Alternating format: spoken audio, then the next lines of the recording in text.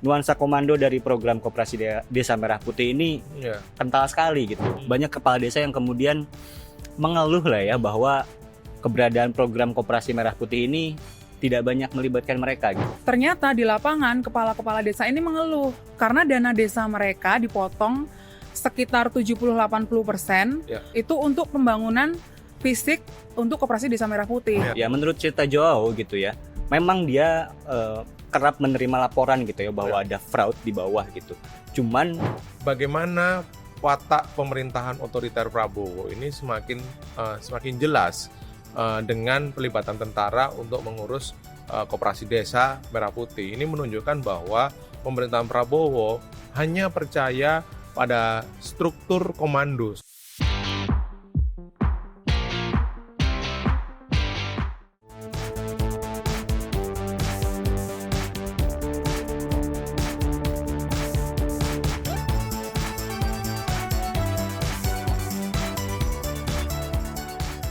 Halo, jumpa lagi dengan Monjuralus Politik bareng gue Raymond Srikang. Saya Francisca Krista Rosana. Egy Adiatama.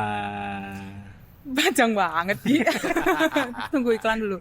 Buat teman-teman yang ingin membaca laporan Tempo, klik di link di deskripsi di bawah ini ya. Jangan baca dan sebarkan konten bajakan karena ada hak ciptanya. Bagi pemirsa Bocor Alus Politik dan juga pembaca setia Tempo, jurnalisme yang berkualitas hanya bisa terwujud jika Anda berlangganan Tempo Plus. Jadi jangan lupa langganan Tempo Plus. Plus. Rumah kalian pakai genteng apa seng? Ya genteng lah. Lo Genteng pakai juga. seng. Rumah gue ada sengnya lagi. Harus ganti. Harus itu. ganti. Iya. Belinya di koperasi. Udah ada emang ya. Itu juga pidato yang menurut gue paling ya wow banget ya. Tiba-tiba aja ngomong genteng gitu loh. Gentengisasi. Dari sekian ribu persoalan di Republik ini gitu ya. Kenapa genteng gitu loh. Gitu loh. Kepikiran gitu ya. Gitu loh. Gitu loh. Bahkan ada ini. Ada prediksi nanti akan ada pengusaha-pengusaha kaya baru Iya, karena bisnis di sektor genteng. Konglomerat genteng. Konglomerat genteng ya, Konglomerat genteng. genteng. Iya, yang gue heran tuh adalah penulis pidatonya ini hebat banget sih. Iya. Dari sekian ribu persoalan Kok di genteng? Republik ini gitu ya, genteng gitu loh. Belinya lewat koperasi lagi ya, iya kan? Masuk tuh barang. Jadi kita sekarang mau bahas soal Koperasi Desa Merah Putih. Ya sebenarnya ini salah satu flagship pemerintahan Prabowo Gibran gitu, di mana pemerintahan Prabowo ingin mendirikan puluhan ribu Koperasi Desa Merah Putih sampai nanti di 2029 gitu kan. Tetapi ini kita cek nih perkembangannya dan juga ada satu sebenarnya acara atau seremoni ya Ci, yang memantik kita untuk menelusuri bagaimana implementasi atau operasi Koperasi Desa Merah Putih di lapangan seperti apa. Jadi seremoni itu atau acara itu adalah ketika Wakil Panglima TNI Jenderal Tandjo itu mengumpulkan perwira tinggi dan perwira menengah di markas Cijantung. Di situ jelas sekali tuh acara atau tajuk acaranya itu itu adalah arahan kepada perwira tentara untuk mengakselerasi pembangunan Koperasi Desa Merah Putih. Nah ini memang semenjak diluncurkan ya dan ada MOU dan lain sebagainya memang belum terakselerasi dengan maksimal dan optimal gitu. Padahal sejak Oktober ya Kang saat itu ya sudah ada MOU dengan Agrinas Pangan ya.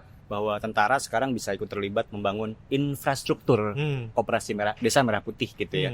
Cuman sudah beberapa bulan nampaknya masih kurang cepat nih, makanya ada pertemuan itu gitu ya. Iya.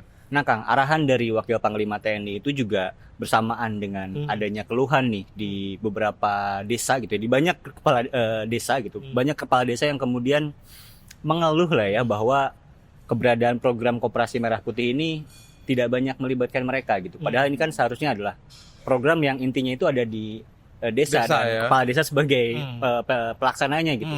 Tapi kok rasa-rasanya dari kita banyak dapat cerita nih dari banyak daerah gitu. Kepala desa tidak terlibat justru ya dan perannya sangat kecil gitu ketika membangun Koperasi Desa Merah Putih ini. Nah, pembangunannya sekarang kan masih dalam tahap infrastruktur nih Kang.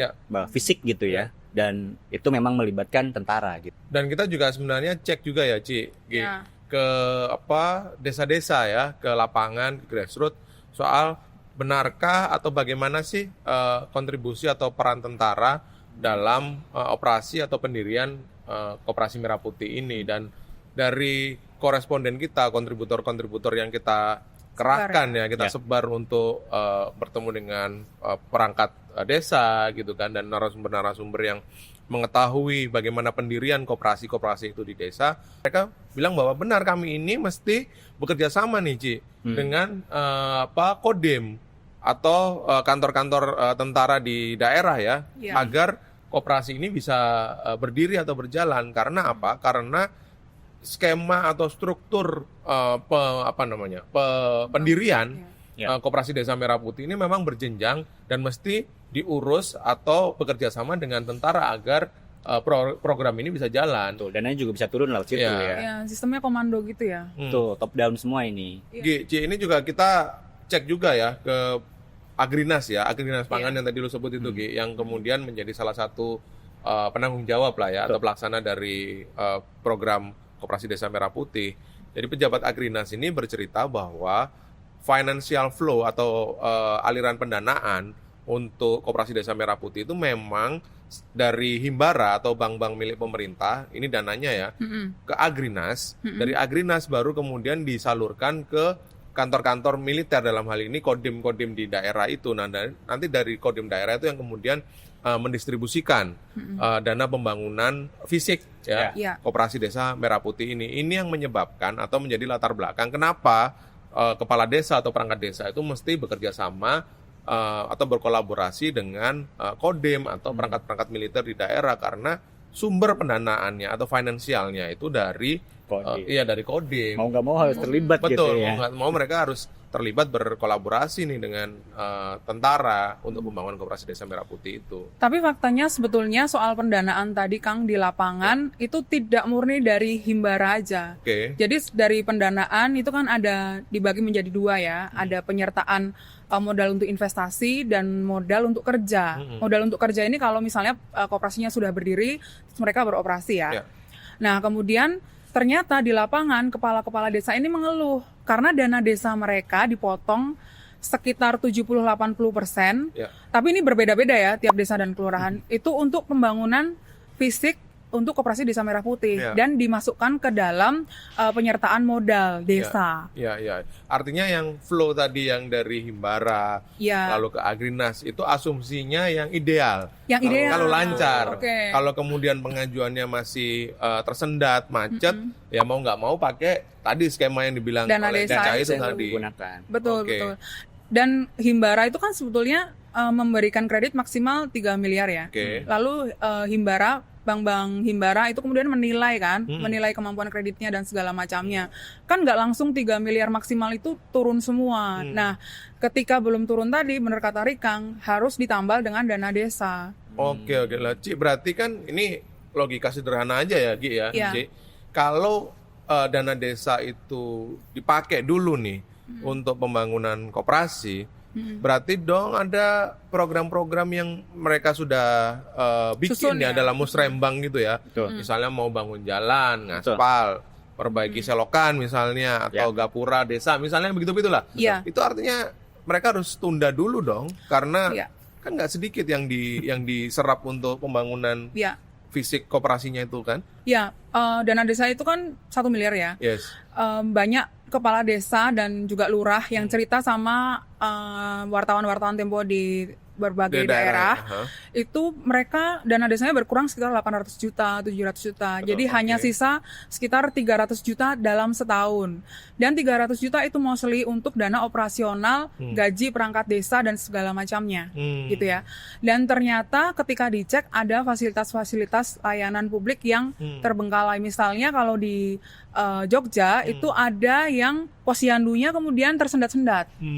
Gitu. Terus pembayaran untuk petugas posyandu itu dapat semacam upah gitulah ya dari desa. Nah, itu kemudian juga nggak dibayar gara-gara dana desanya terserap untuk Koperasi Desa Merah Putih. Nah, ini yang agak parah di Sumatera Barat.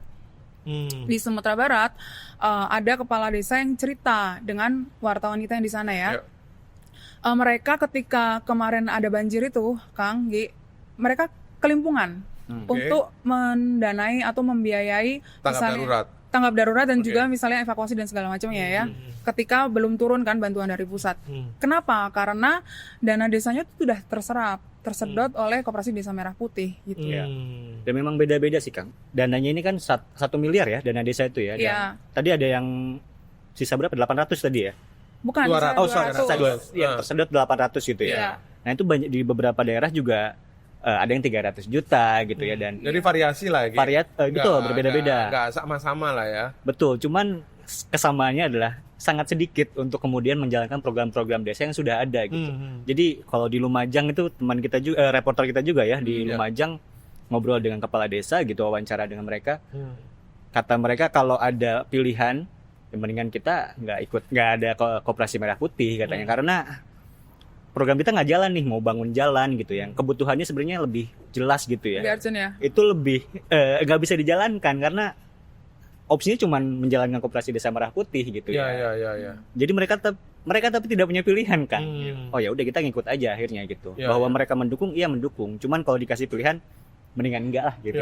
Karena mereka takut ancaman dana desanya nggak cair gitu. Betul. Artinya lo maju kena mundur kena ya ini. Betul. Lo mau ikut tapi kepotong atau lu menolak nggak dapat juga nih. Betul. Gitu kan, sama-sama amsyong juga nih. Betul, ada peraturan Menteri Keuangan ya yang baru bahwa dana desa baru bisa keluar ketika sudah ada akta pembangunan Koperasi Desa Merah Putih itu. Jadi serba salah. Saling kunci ya, saling kunci gitu. Dan kita cek juga ya sebenarnya ya, semalam nih kita bertemu dengan seorang politikus nih kan, yang kita tanya, dia mengetahui bagaimana sih desain pembentukan awal, desain institusional maupun struktur dari Koperasi Desa Merah Putih ini.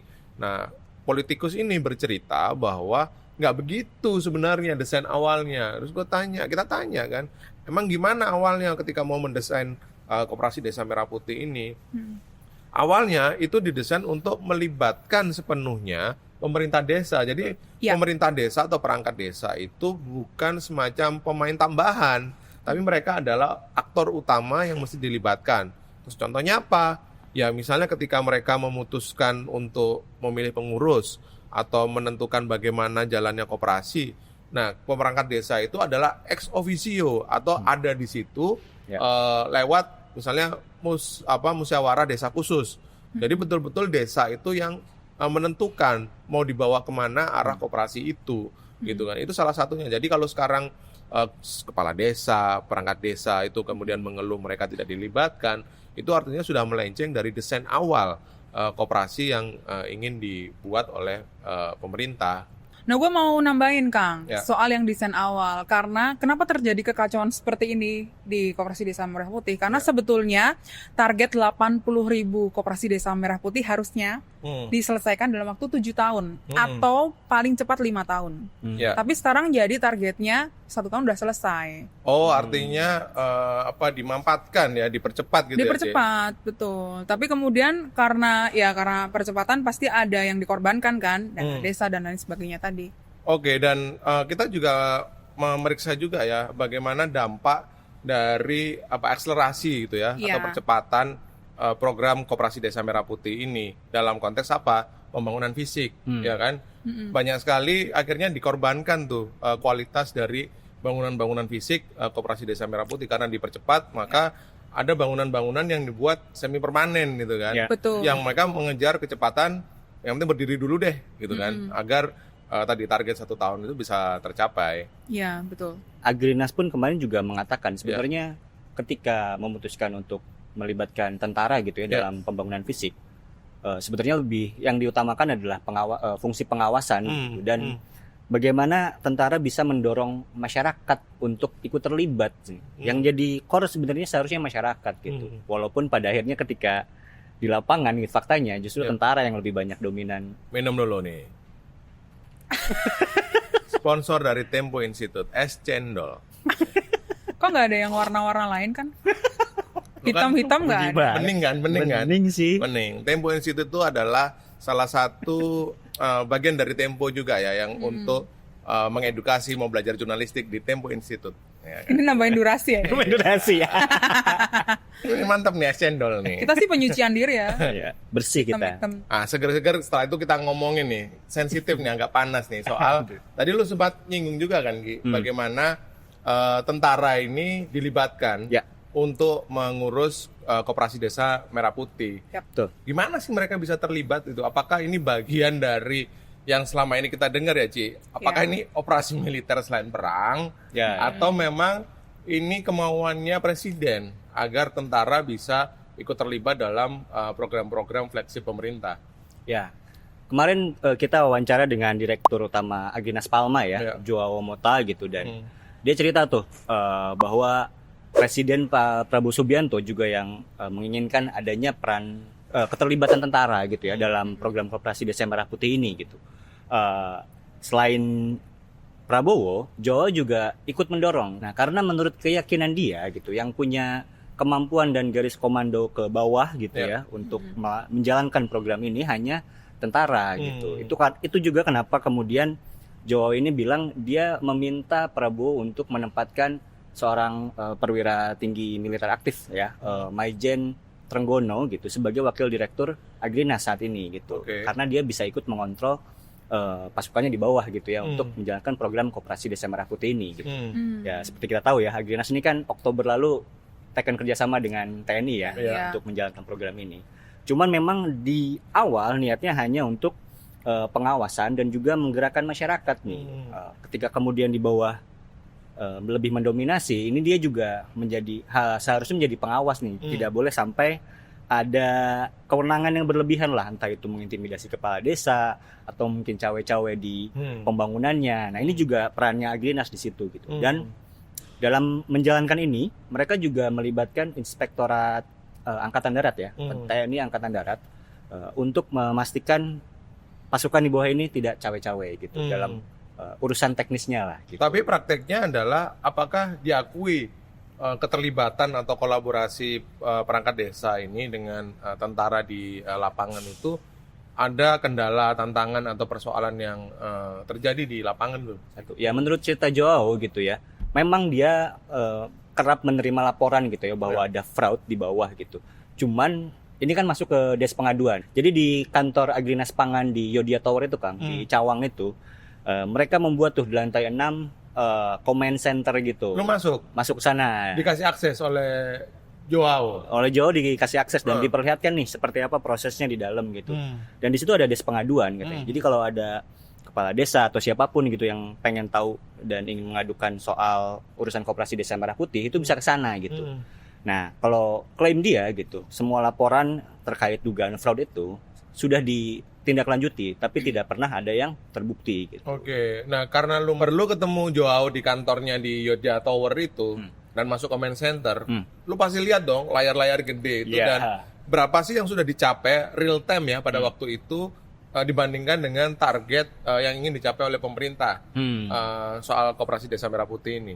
Nah, yang perlu dicatat pertama adalah kalau kata Joao ya, keterlibatannya Agrinas Pangan dan juga TNI di sini memang pembangunan infrastruktur. Artinya fisik ya, fisik. Nah, gue ada fotonya Kang, pas masuk jadi diperbolehkan foto tuh, nanti kita tunjukin nih di comment centernya ya. Comment centernya. Nah, dari foto itu Kang, bisa dilihat tuh, kalau pemetaan lahannya saja itu masih ada sekitar 29.000, nggak sampai 30.000 gitu unit gitu. Artinya masih banyak PR-nya ini untuk pembangunan ini. Ya, dari 29.000 yang dipetakan kan itu nanti masih ada tahap selanjutnya ya. Betul. Verifikasi, betul. Terus kemudian nanti pembangunan dan sebagainya. Betul. Dan gua kira itu pasti tahap yang masih awal banget gitu dan masih jauh. Sementara targetnya adalah 80.000. Dan tadi di data yang lu sebut tadi kan gua lihat ada 800 yang sudah komplit lah ya. 100% komplit secara fisik.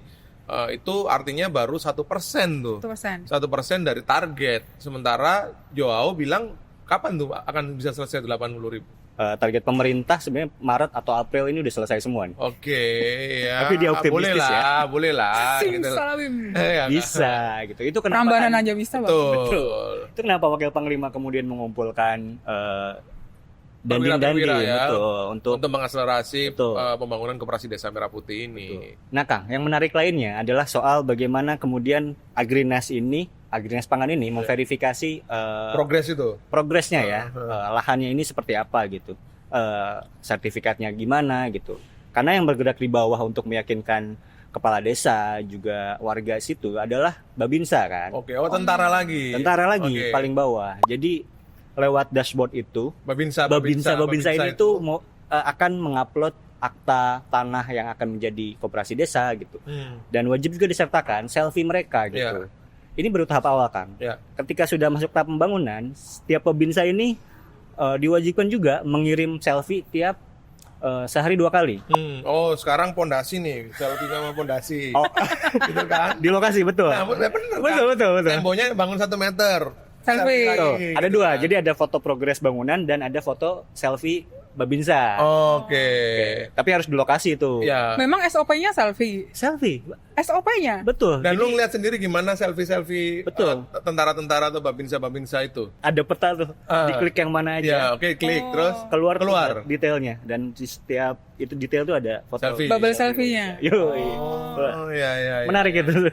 Oke. Nah, melihat bagaimana itu berjalan gitu ya, kita bisa menyimpulkan bahwa nuansa komando dari program Koperasi Desa Merah Putih ini kental sekali gitu. Bagaimana ada perintah dari Wakil Panglima gitu ya.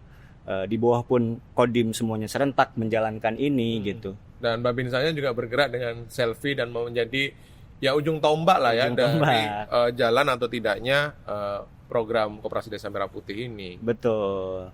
Nah, kita juga dapat informasi Kang Anggi. Kalau di beberapa tempat ya, salah satunya di Jawa Tengah ya, itu ada seorang kepala desa yang cerita bahwa mereka menandatangani MOU yang berisi tentang pembangunan Koperasi Desa Merah Putih dan sebagainya itu dengan tentara. Dan MOU-nya itu ditunjukkan ya. Dan kita baca ya. Betul, dan kita baca. Apa isinya coba Ji? Spill dikit nih biar satu aja ya, satu aja. Nih. Ya, nanti lengkapnya di tulisan Egy. Salah satunya adalah nilai lah ya, nilai pembangunan sebesar 1 miliar. Untuk bangun fisik koperasi. Untuk bangun fisik koperasi. Per unit ya? Per unit. Dan sebetulnya itu di bawah harga yang ditetapkan oleh pemerintah. Sebesar 1,6 miliar per unit. Nah, soal itu Joao juga menjawab tuh. Karena gua tanyakan juga Kang, soal ini kok kami dengar di bawah gitu ya.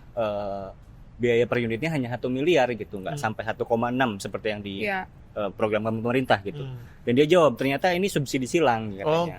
Jadi di Jawa memang rata-rata di Pulau Jawa itu sekitar 1 miliar pembangunan per unitnya karena bahan-bahan itu cenderung lebih tersedia gitu. Nah, ini disubsidi silang dengan beberapa daerah yang daerah timur lah yang cenderung remote ya, yang di 3T itu ya. 3T yang lebih mahal kebutuhannya gitu. Sehingga kebutuhan di sana kan mungkin bisa sampai 2 atau 2 lebih lah gitu ya. Nah, itu diambil dari Pulau Jawa itu, beberapa daerah di Pulau Jawa gitu. Sehingga subsidi silang memang gitu. Salah satu ciri dari program-program flagship Prabowo seperti Koperasi Desa Merah Putih dan juga makan bergizi gratis, selain sifatnya komando tadi adalah bagaimana para pendukung partai-partai ya kan, relawan itu terlibat atau cawe-cawe dalam proyek ini gitu. Seperti yang pernah kita tulis dan berkali-kali kita mention juga ya, misalnya dalam contoh makan bergizi gratis. Itu partai-partai atau politikus partai Gerindra, partai pendukung pemerintahan, itu mereka jadi orang-orang yang memiliki atau mengelola dapur. Itu begitu juga terjadi pada Koperasi Desa Merah Putih ini ya, Ci ya. Dan lu menelusuri bagaimana partai-partai atau politikus-politikus ini juga masuk dan mengelola koperasi-koperasi di desa itu. Ya, terutama Gerindra ya, Kang. Kalau kita ingat, kita pernah mengulas tuh waktu kita menulis soal Sugiono. Ada instruksi dari Sugiono ke kader-kader partai Gerindra ketika dia diangkat ya sebagai sekjen, dia memerintahkan para kader untuk membantu menyukseskan program utamanya Prabowo ya. Ya salah satunya adalah Koperasi Desa Merah Putih. Nah, setelah itu kemudian kader-kader partai di daerah ini, yang ketua DPC, DPD dan segala macam, itu kemudian mengimplementasikan lah instruksi itu untuk untuk mereka terlibat dalam pembangunan koperasi Desa Merah Putih. Ada satu cerita Kang dari Bogor nih ya, ketua DPC Kota Bogor untuk Gerindra itu bahkan dia juga menjadi ketua koperasinya. Jadi dia ketua koperasinya, kemudian dia juga yang terlibat dalam kepengurusan dan sebagainya, dan dia mengajak kader-kader untuk jadi anggota dan pengurus koperasi. Jadi ada puluhan koperasi Desa Merah Putih di Kota Bogor itu yang kemudian beberapa di antaranya warna kepengurusan Gerindranya itu sangat kental. Bahkan di beberapa daerah juga terjadi seperti itu ya Kang.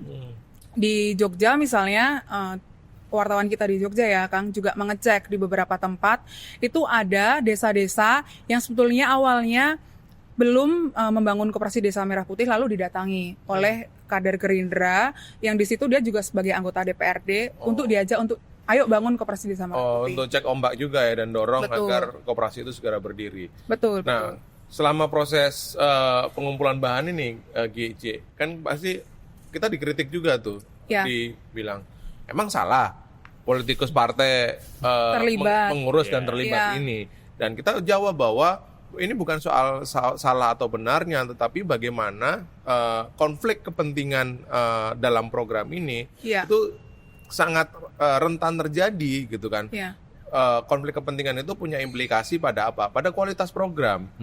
Katakanlah ya, kalau misalnya lu nih Ci, nggak punya background untuk mengurus seperti ini, seperti halnya MBG ya, makan bergizi gratis itu, nggak pernah punya pengalaman mengurus F&B, catering dan lain sebagainya, tapi lu masuk, dan ini program ini kan bukan semata-mata ini ya, ada untungnya lah ini kan program-program seperti MBG dan juga mengurus duit lah. Nah kalau kemudian ini nggak prudent, nggak dijaga dengan cukup baik, maka ini bisa jadi suatu hal yang merugikan gitu loh. Dan juga berpotensi untuk menggeser atau menyingkirkan yang sebetulnya orang-orang desa itu seharusnya terlibat. Betul. Ini pernah jadi konflik sebetulnya waktu di Sumatera Barat. Ini awal dulu ya ketika koperasi Desa Merah Putih dicanangkan.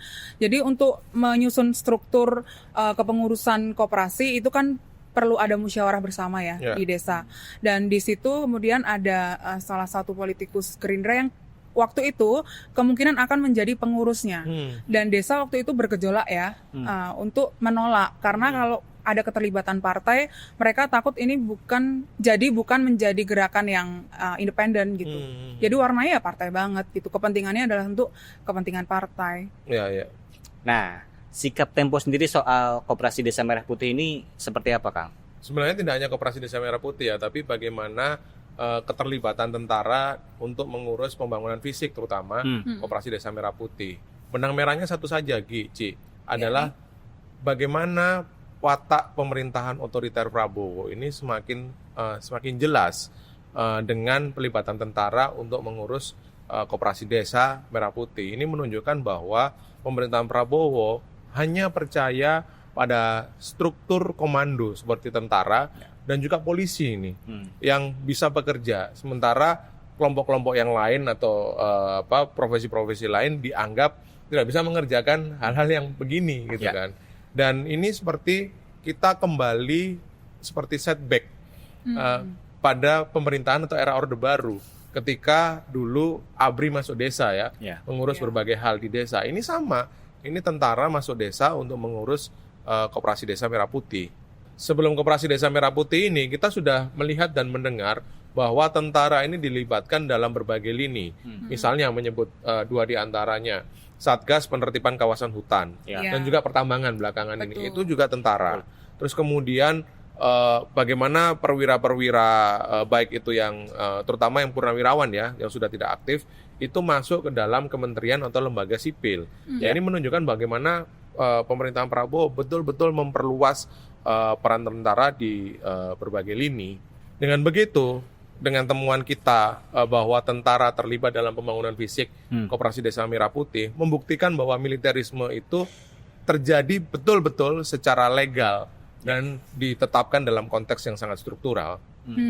Jadi koperasi untuk siapa? Betul.